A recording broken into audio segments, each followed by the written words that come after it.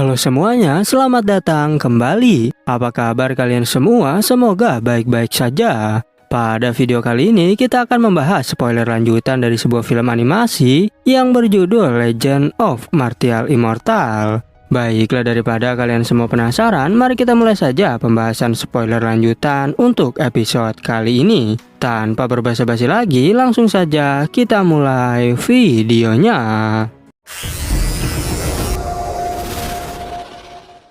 Cerita ini berlanjut, kita diperlihatkan tetua Ziyi yang berada di sekte Tianshuan. Saat itu, ia sangat menyayangkan bahwa orang berbakat seperti Ye Chen telah mati. Bahkan di sana juga ada yang mulia ketua sekte sedang mengawasi perebutan jasad Ye Chen. Tetua Ziyi berkata, jika tahu begini, aku akan menyelamatkan Ye Chen meski harus melanggar peraturan. Ia juga meminta agar yang mulia mau mengambil tindakan, apalagi mata immortal sangatlah penting. Namun yang mulia menolak, dirinya tak mau mengorbankan hal yang lebih besar. Lagi pula, kita tak boleh terlibat dalam masalah di dataran Chu, sehingga biarkan semuanya berjalan sesuai hukum alam.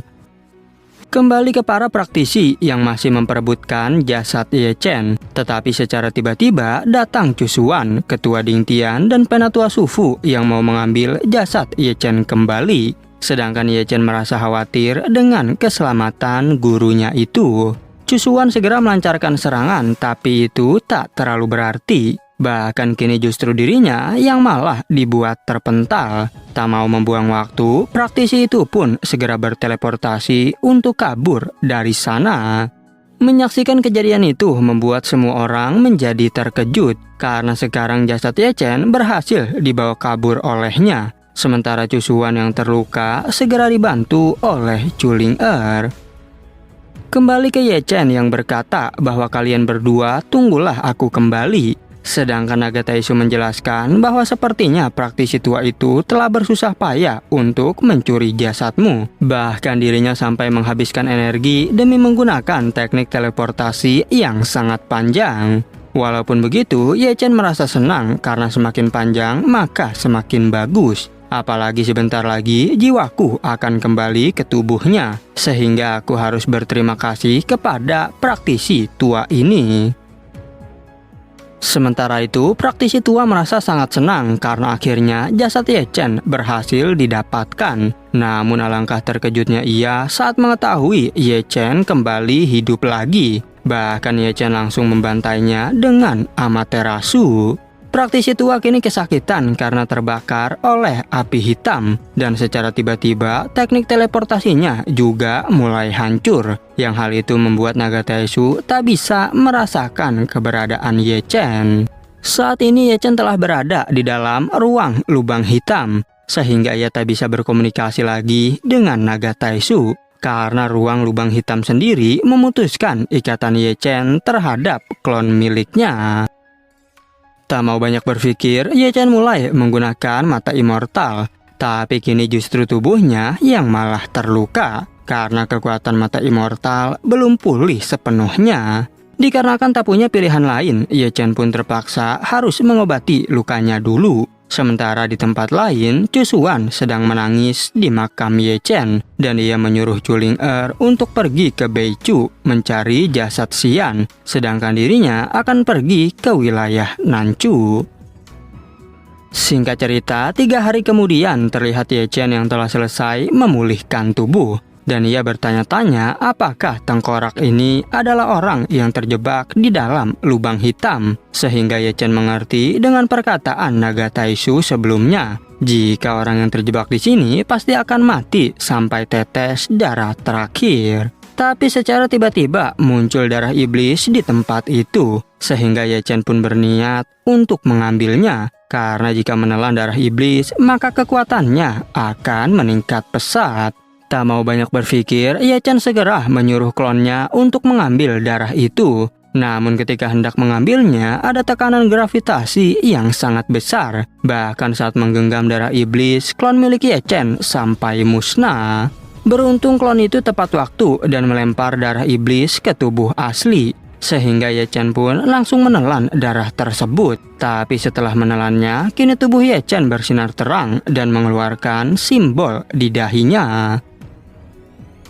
Xin berpindah ke rumah keluarga Hao Tian. Di sana Chu Xuan meminta maaf karena ia tak bisa menjaga jasad Ye Chen. Namun ia berjanji pasti akan mencarinya meski harus pergi kemanapun.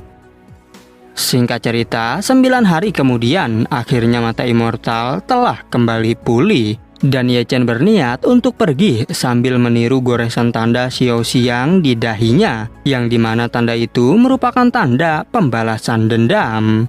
Ye Chen kemudian menyamar menggunakan topeng. Ia berjanji pasti akan membalas dendam kepada sekte Zhengyang dan sekte Qingyun. Begitu pula dengan Yin Ziping dan semua praktisi yang menjebaknya. Tak berselang lama, Ye Chen berhasil keluar dari lubang hitam berkat Kamui mata immortal. Hal itu pun membuat naga Taishu terkejut karena Ye Chen kini semakin kuat. Tapi rupanya di sana ada Hao Tian Siwe yang sedang dikejar oleh keluarga Yin Yang. Namun saat hampir dibunuh, datang Ye Chen yang langsung menghajar mereka. Walaupun sudah terluka parah, tetapi praktisi itu masih mau menyerang Ye Chen. Sehingga Ye Chen tak segan-segan untuk membunuhnya. Begitu pula dengan seorang tetua dan semua anak buahnya yang langsung dibantai habis. Setelah berhasil membantainya, baru diketahui ternyata praktisi itu merupakan tuan muda ketiga. Tetapi Ye Chen tetap tak peduli dengan apapun identitasnya. Bahkan kini ia malah mengambil semua harta berharga milik mereka.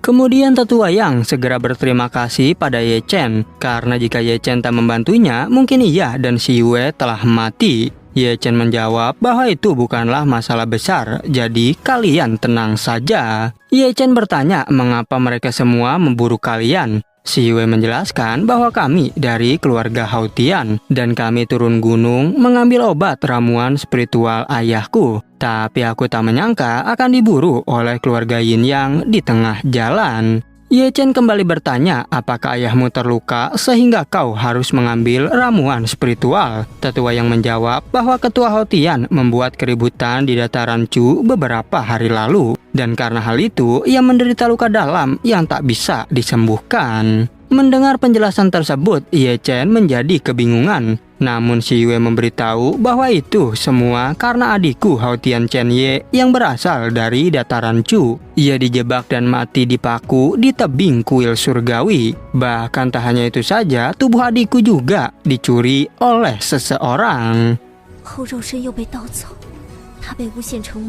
Setelah itu, Ye Chen menyuruh mereka berdua untuk duduk agar bisa diobati. Si Yue terkejut karena ternyata Ye Chen juga seorang alkemis. Tetua yang berkata, kau masih muda tapi sudah mempunyai kemampuan yang luar biasa. Dan sepertinya kau juga salah satu anggota Feng Yun yang merupakan kumpulan murid terkuat di daftar dataran Chu. Ye Chen bertanya siapakah yang menjadi peringkat pertama dari daftar tersebut. Tetua yang menjawab bahwa peringkat pertama adalah Yin Ziping. Si Yue bertanya mengapa kau sangat terkejut saat aku menyebutkan peringkat pertama. Ye Chen menjawab bahwa melihat peringkat yang ia dapat membuatku ingin menghajarnya. Setelah itu Ye Chen bertanya apakah kau memiliki semua daftar peringkat dari daftar Feng Yun. Tak banyak bicara, si Yue pun langsung memberikan daftar peringkat itu pada Ye Chen. Di saat melihat daftar tersebut, Ye Chen tak menyangka jika Ning Xuang menempati peringkat kedua. Lalu ada juga kakak Yu'er yaitu Sangguan Heng Yue yang berada di peringkat kelima. Si Yue berkata, apakah kau tahu jika sebenarnya identitasmu sangat mudah ditebak? Mendengar hal itu, Ye Chen bertanya, bagaimana bisa kau menebak identitasku? Si Yue menjelaskan bahwa dengan kemampuan yang kau miliki, kau pasti berada di peringkat 100 ke atas. Dan aku menebak bahwa namamu adalah Qin Yu yang berada di peringkat 99. Kemudian Ye Chen segera membenarkan pernyataan dari si Yue. Ia berpikir bahwa ini saat yang tepat untuk kembali mengganti identitasku. Kemudian si Yue menjawab, jika kau membutuhkan bantuan dari keluargaku, maka katakan saja. Ye Chen memberitahu bahwa memang benar aku memiliki satu permintaan, yaitu ingin menggunakan formasi teleportasi keluarga Haotian. Bisakah kau meminjamkannya padaku? Si Yue menjawab bahwa tentu saja dan aku akan membawamu ke rumah. Lalu sesampainya di sana, si Yue memperkenalkan Ye Chen pada ayahnya. Dirinya juga memberitahu bahwa jika tak ada Qin Yu, mungkin aku sudah mati. Mendengar penjelasan itu, Ketua Haotian bertanya, apakah kau pergi untuk mencari ramuan spiritual lagi? Namun si Yue tak menjawab dan hanya bisa terdiam karena merasa bersalah. Lalu ayahnya mengingatkan agar si Yue tak perlu mencari obat untuknya lagi. Dan mereka bertiga pun segera bergegas untuk kembali ke istana. Setelah sampai di istana, Ye Chen disambut dengan baik oleh keluarga Haotian. Bahkan saat itu mereka semua mengadakan makan malam bersama. Kemudian datang seorang pengawal yang mengabarkan bahwa Master Chang Tian dan yang lain telah tiba. Ketua Haotian pun segera memerintahkan pengawal agar mempersilahkan mereka masuk. Ye Chen bertanya pada si Yue, siapakah pria itu? Si Yue memberitahu bahwa itu adalah Li Xiuming, dan dia juga menduduki peringkat 69 dalam daftar Feng Yun. Bahkan si Yue menjelaskan, jika bukan karena keluargaku membutuhkan bantuannya, aku tak akan berada di sini. Rupanya, bantuan yang dimaksud adalah memintanya untuk mewakili keluarga Haotian menghadiri konferensi aliansi Chan Yuan setiap 3 tahun sekali. Ye Chen bertanya apa yang dimaksud konferensi aliansi Chan Yuan. Si Yue memberitahu bahwa konferensi aliansi Chan Yuan adalah acara pembagian wilayah, dan itu diadakan oleh kekuatan besar di daratan Beizhen setiap 3 tahun. Pembagian wilayah penduduk dari keluarga Haotian, keluarga Yuan, dan keluarga Yin Yang ditentukan oleh aliansi Chan Yuan, dan sudah beberapa tahun keluargaku selalu mengalami kekalahan wilayah. Bahkan kami hanya menempati 20% wilayah di dataran Beizhen. Sedangkan keluarga Yin Yang dan keluarga Yuan masing-masing menempati 40%. Jadi untuk perkembangan keluarga Haotian, kami harus meminta bantuan dari luar.